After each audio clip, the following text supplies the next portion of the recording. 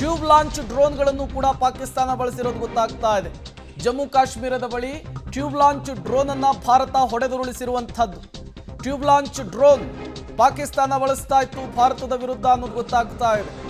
ನೋಡಿ, ಯಾವ ಒಂದು ವಿಚಾರವನ್ನು ಕೂಡ ಭಾರತೀಯ ಸೇನೆ ಈಸಿಯಾಗಿ ತೆಗೆದುಕೊಳ್ತಾ ಇಲ್ಲ.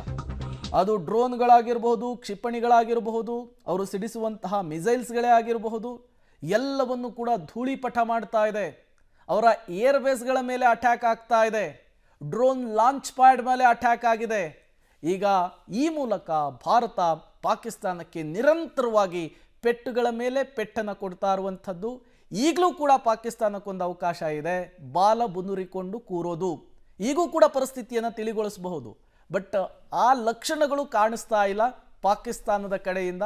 ರಾತ್ರಿ ಆಗ್ತಾ ಇದ್ದ ಹಾಗೇನೆ ಅವರು ಮತ್ತೆ ಮಿಸೈಲ್ಸು, ಕ್ಷಿಪಣಿ ದಾಳಿಗಳು ಅಂಥೇಳಿ ಅಮಾಯಕರನ್ನ ಟಾರ್ಗೆಟ್ ಮಾಡಿಕೊಂಡು ದಾಳಿ ನಡೆಸೋದು ಮುಂದುವರಿಸ್ತಾನೆ ಇದೆ. ಅದಕ್ಕೆ ಭಾರತ ಕೂಡ ತಕ್ಕ ಪ್ರತ್ಯುತ್ತರವನ್ನು ಕೊಡ್ತಾನೇ ಇದೆ. ಈಗಲಾದರೂ ಕೂಡ ಪಾಕಿಸ್ತಾನ ಬುದ್ಧಿ ಕಲಿಯಲಿಲ್ಲ ಅಂದರೆ ದಂಡಂ ದಶಗುಣಂ ಅಸ್ತ್ರಕ್ಕೆ ಭಾರತ ಮುಂದಾಗಲೇಬೇಕಾಗುತ್ತೆ. ಜಮ್ಮು ಕಾಶ್ಮೀರದ ಬಳಿ ಈಗಾಗಲೇ ಯುದ್ಧದ ಸನ್ನಿವೇಶ ಕೂಡ ಸೃಷ್ಟಿಯಾಗಿರುವಂಥದ್ದು. LOC ಉದ್ದಕ್ಕೂ ಕೂಡ, ಲೈನ್ ಆಫ್ ಕಂಟ್ರೋಲ್ನ ಉದ್ದಕ್ಕೂ ಕೂಡ ಪಾಕಿಸ್ತಾನ ಅಪ್ರಚೋದಿತ ಗುಂಡಿನ ದಾಳಿಯನ್ನು ಮಾಡ್ತಾ ಇದೆ. ಇಲ್ಲಿಯವರೆಗೂ 14 ಜನ ಅಮಾಯಕರು ಸಾವನ್ನಪ್ಪಿದ್ದಾರೆ ಪಾಕಿಸ್ತಾನದ ಅಪ್ರಚೋದಿತ ಗುಂಡಿನ ದಾಳಿಗೆ. ಇದೇ ರೀತಿಯ ಬೆಳವಣಿಗೆಗಳೇ ಭಾರತವನ್ನು ಟ್ರಿಗರ್ ಮಾಡ್ತಾ ಇರುವಂಥದ್ದು. ಇದೇ ರೀತಿಯ ಬೆಳವಣಿಗೆಗಳೇ ಭಾರತವನ್ನು ಕೆರಳಿಸ್ತಾ ಇರುವಂಥದ್ದು. ಹಾಗಾಗಿಯೇ ಪಾಕಿಸ್ತಾನಕ್ಕೆ ನೇರ ಸಂದೇಶವನ್ನು ಕೊಡುವಂತಹ ಕೆಲಸ ಆಗಿದೆ. ಆಪರೇಷನ್ ಸಿಂಧೂರದ ಮೂಲಕ ಎರಡೆರಡು ಬಾರಿ ಪಾಕಿಸ್ತಾನದ ಮೇಲೆ ಅಟ್ಯಾಕ್ ಆಗಿದೆ. ಇನ್ನೂ ಪಾಕಿಸ್ತಾನ ಸುಮ್ಮನಿರಲಿಲ್ಲ ಅಂದರೆ ಮತ್ತೆ ದೊಡ್ಡ ಮಟ್ಟದಲ್ಲಿ ದಾಳಿ ಆಗುವಂತಹ ಸಾಧ್ಯತೆಯ ಮುನ್ಸೂಚನೆಯೂ ಕೂಡ ಈಗ ಭಾರತದ ಸೇನೆಯಿಂದ ಸಿಗ್ತಾ ಇರುವಂಥದ್ದು. ಈಗಾಗಲೇ ಭಾರತ ಸರ್ಕಾರ ಭಾರತೀಯ ಸೇನೆಗೆ ಸಂಪೂರ್ಣ ಪರಮಾಧಿಕಾರವನ್ನು ಕೊಟ್ಟಿದೆ. ಗೋಹೆಡ್ ಅನ್ನುವಂತಹ ಮೆಸೇಜನ್ನು ಕೊಟ್ಟಿದೆ.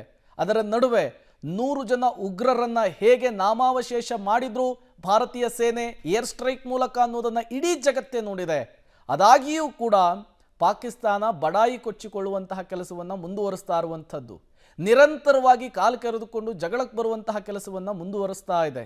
ಇಲ್ಲಿಯವರೆಗೂ 4 ಬಾರಿ ಪಾಕಿಸ್ತಾನ ಭಾರತ ಯುದ್ಧದಲ್ಲಿ ಮುಖಾಮುಖಿಯಾಗಿರುವಂಥದ್ದು.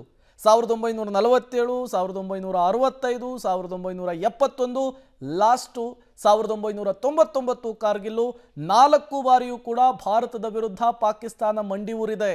ಆದರೂ ಕೂಡ ಪಾಕಿಸ್ತಾನ ಬುದ್ಧಿ ಕಲಿತಂತೆ ಕಾಣಿಸ್ತಾ ಇಲ್ಲ. ಪಾಕಿಸ್ತಾನ ಸರಿ ಹೋಗುವಂತೆ ಕಾಣಿಸ್ತಾ ಇಲ್ಲ. ತನ್ನ ಕಪಟ ನಾಟಕವನ್ನು, ತನ್ನ ಊಸರವಳ್ಳಿ ಬುದ್ಧಿಯನ್ನು, ನರಿ ಬುದ್ಧಿಯನ್ನು ನಿರಂತರವಾಗಿ ಭಾರತದ ವಿರುದ್ಧ ಜಗತ್ತಿನಲ್ಲಿ ತೋರಿಸ್ಕೊಂಡು ಬರ್ತಾನೇ ಇದೆ. ಅದಕ್ಕೆ ಕುಮ್ಮಕ್ಕು ಕೊಡೋದಕ್ಕೆ ಡಾಲರ್ ಡ್ಯಾಡಿ ಚೀನಾ, ಮತ್ತೊಂದು ಕಡೆ ಟರ್ಕಿ. ಅಮೃತ್